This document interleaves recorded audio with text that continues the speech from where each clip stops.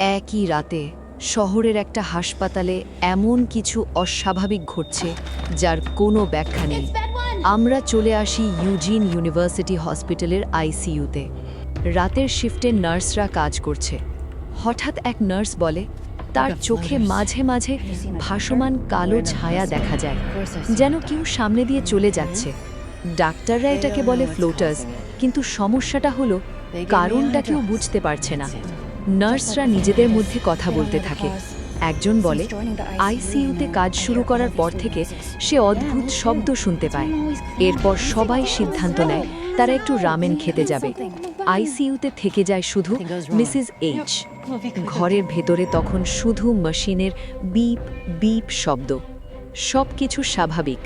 ঠিক তখনই একজন অচেনা লোক আইসিইউ এর দরজার সামনে এসে দাঁড়ায়। নার্স তাকে দেখে বলে, স্যার, এখানে থাকা যাবে না।